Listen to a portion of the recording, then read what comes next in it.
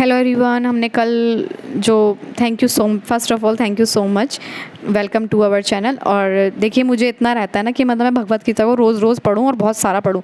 वो तो वीडियो की ड्यूरेशन मैं नहीं चाहती कि ज़्यादा लंबी हो, क्योंकि ज़्यादा लॉन्ग आप सुन भी नहीं पाएंगे। मैं ज़्यादा कोशिश करूँगी इसे शॉर्ट में रखूँ।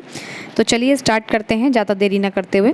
जब हम भौतिक दृष्टि से कलुषित होते हैं तो हम बद्ध कहलाते हैं। मतलब हम दुनिया को देखकर अगर कुछ काम करते हैं कि वो ऐसा कर रहा है, मतलब कंपैरिजन के रूप में हम काम करते हैं, तो हम वो काम जो हम उसमें बंध जाते हैं, मतलब बद्ध कहलाते हैं।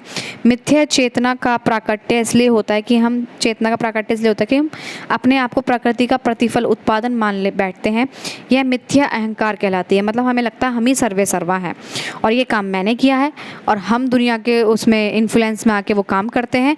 और उस मतलब फॉल्स, मिथ्या मतलब फॉल्स चेतना का प्राकट्य इसलिए, मतलब फॉल्स चेतना का मतलब अहम कहते हैं इसको, अहम जागृत हो जाता है।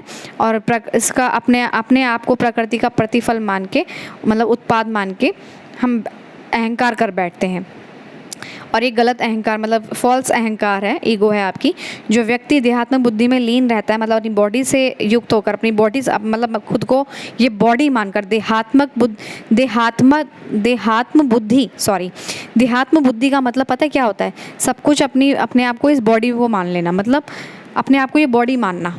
आपको ये नहीं पता कि हम बॉडी नहीं हैं, ठीक है। आप अपने आप को बॉडी मान लेना, अपने आप को विचार मान लेना, अपने आप को माइंड मान लेना, अपने आप को मन मान लेना, अपने आप को ये सब मान लेना, नहीं फीलिंग्स मान लेना, अपने आप को मतलब कुछ भी मान लेना, मतलब जो सच है उसे ना मान के अपने आप को ये बॉडी मान लेना, ये होती है देहात्म बुद्धि, ठीक है। और इसमें मतलब इसके ही अपने क्या कहते हैं, स्वस्थ रहना ये नहीं कहा गया है इसमें कि आप स्वस्थ ना रहें, अच्छे विचार ना सोचें।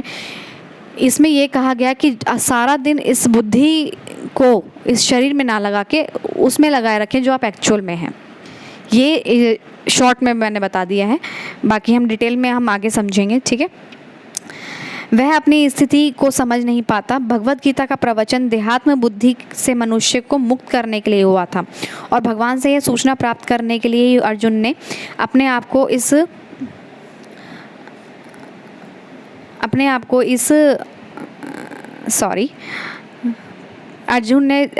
इस अवस्था में उपस्थित किया था। मनुष्य को देहात्म बुद्धि से मुक्त होना है, और अध्यात्मवादी के लिए प्रारंभिक कर्तव्य यही है। जो मुक्त होना चाहता है, वो जो स्वच्छंद रहना चाहता है, उसे सर्वप्रथम ये ज्ञान लेना होगा कि वह शरीर नहीं है। मुक्ति का अर्थ है भौतिक चेतना से स्वतंत्रता। जी हाँ, भौतिक चेतना मतलब अपने जो फिजिकल, आप समझ रहे हैं, ये फिजिकल कॉन्शियसनेस, इससे मुक्त, जो इसके अंदर, हमारे शरीर के जो अंदर बैठ रहा है, जो इस सृष्टि को चला रहा है, हमारे शरीर को चला रहा है। क्या आपको सांस लेनी पड़ती है, ये ऑटोमेटिक आती है? क्या आपको ब्लड पंप करना पड़ता है, ये ऑटोमेटिक ब्लड पंप हो रहा है, सारे बॉडी में सर्कुलेट हो रहा है, ये आपको करना पड़ता है? आपकी आंखें ब्लिंक हो रही हैं, ये आपको नहीं करनी पड़ती। आपको हवा नहीं चलानी पड़ती, पृथ्वी को नहीं घुमाना पड़ता, सूरज को नहीं उगाना पड़ता, ठीक है। सो भौतिक चेतना से स्वतंत्रता, ठीक है। मतलब इसमें जो माइंड लगा हुआ है हमारा दिन दुनिया में, इससे हमारे मतलब बाहर निकालना है, ठीक है। सबको मैंने पहले भी बताया कि हम क्या हैं, हम शरीर नहीं हैं। तो क्या है, ये अपने आप खोजिए और या फिर गीता को पढ़िए, समझिए कि हम क्या हैं। इसमें आपकी बातों का जवाब मिलेगा। इस भौतिक जगत की कलुषित चेतना से मुक्त होना और शुद्ध चेतना में स्थित होना, भगवत गीता के सारे उपदेशों का मंतव्य इसी शुद्ध चेतना को जागृत करना है। पूरी गीता में लिखा गया है कि हम कौन हैं। पूरी गीता ये इसमें बताई गई है कि हम क्या हैं। पूरी गीता पढ़िए, आप जान जाएंगे कि आप कौन हैं, ठीक है। इसलिए हम गीता के अंत में कृष्ण को अर्जुन से एक प्रश्न करते पाते हैं कि वह विशुद्ध चेतना प्राप्त हुआ या नहीं। शुद्ध चेतना का अर्थ है भगवान के आदेशानुसार कर्म करना। शुद्ध चेतना का यही सार है। भगवान का अंश होने के कारण हम में चेतना पहले से ही रहती है, लेकिन हम में निकृष्ट गुणों द्वारा प्रभावित होने की प्रवृत्ति पाई जाती है। किंतु भगवान परमेश्वर होने के कारण कभी प्रभावित नहीं होते। परमेश्वर तथा शूद्र जीवों में यही अंतर है, ठीक है। इसमें एक आया कि हमें शूद्र में और जीव में परमेश्वर तथा शुद्र जीवों में यही अंतर है कि हम बुद्धि से सोचते हैं, भगवान बुद्धि से नहीं सोचते। भगवान तो प्योर कॉन्शियसनेस है, बुद्धि से परे उन्होंने बुद्धि को भी जीत लिया है, इंद्रियों को भी जीत लिया है, तो वो भगवान है, ठीक है। और इसमें कहा है कि आप चेतना को कैसे पा सकते हैं? भगवान के कहे अनुसार चलना। जैसे भगवान ने आदेश कर दिया, ऑर्डर दे दिया है कि आपको ह्यूमन शरीर मिला है, कैसे चलना है इसमें बताया है गीता में, और उसके अनुसार चलेंगे तो डेफिनेटली आप अपने आप को समझ जाएंगे कि आप कौन हैं, ठीक है। यह चेतना क्या है? यह है मैं हूँ। तो फिर मैं हूँ क्या है? कलुषित चेतना मैं हूँ का अर्थ है कि मैं सर्वे सर्वा हूँ, मैं ही भोगता हूँ।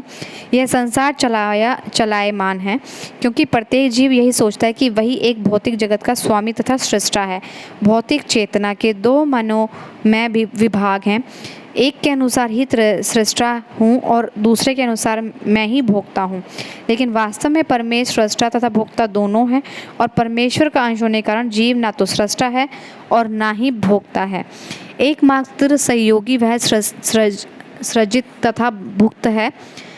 उदाहरण, मशीन का कोई एक अंग संपूर्ण मशीन के साथ सहयोग करता है, ठीक है। जैसे वॉशिंग मशीन है, अगर हम उसके स्विच को लगाते हैं बिजली में, मतलब सॉकेट में लगाते हैं तो बिजली आएगी, मतलब बिजली आपकी मेन है।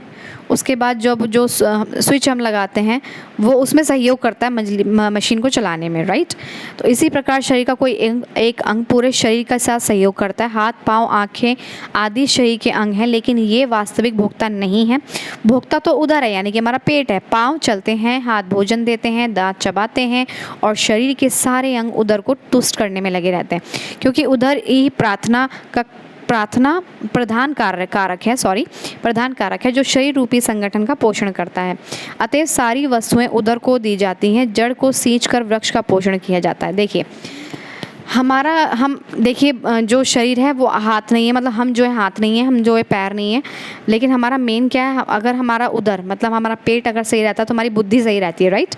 सबसे ज़्यादा टारगेट जो रहता है, सबसे ज़्यादा मेन टारगेट रहता है पेट को भरना, ठीक है। आजकल जो हम सर्वाइव कर रहे हैं अपने पेट के लिए कर रहे हैं, हम जो काम करते हैं अपने पेट के लिए करते हैं, ठीक है।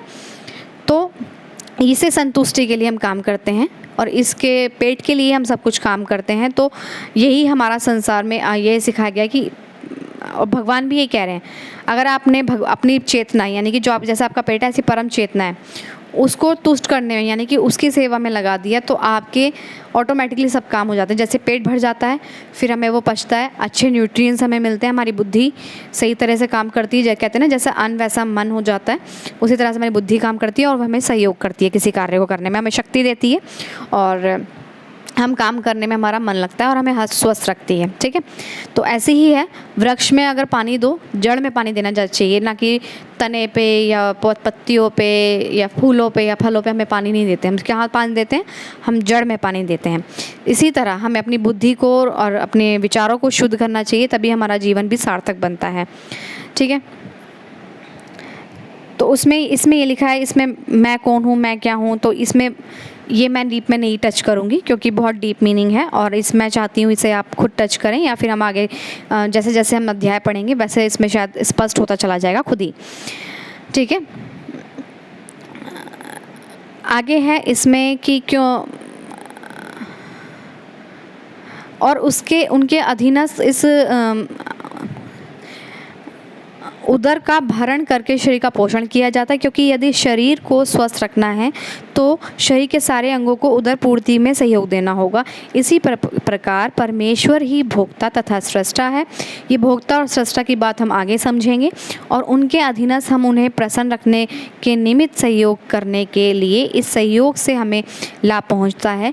ठीक वैसे ही जैसे उदर द्वारा ग्रहित भोजन से शरीर के सारे अंगों को लाभ पहुंचता है, यदि हाथ और उंगलियां सच में ये सोचें कि उदर को भोजन ना देकर स्वयं ग्रहण कर ले, मतलब हमारे हाथ पैर ये सोचें कि हम जो कर रहे हैं वो हम जो हम चल रहे हैं वो हम खुद के लिए चल रहे हैं, हाथ ये सोचें हम जो खाना बना रहे हैं हम खुद ही के लिए खाएंगे, हाथों से खा लेंगे, मतलब हाथ खुद ही हाथ के लिए खा लेंगे, तो ऐसा गलत होता है ना, नहीं खा सकते। हमारा मुँह, पेट के लिए हमारा मुँह बना है, पेट के लिए हमारे हाथ बने हैं, पेट के लिए हमारे पैर बने हैं, पेट के लिए हमारी आँखें बनी हैं, तो उसी को लिए है, सारा काम उसी के लिए होता है सारा, ठीक है।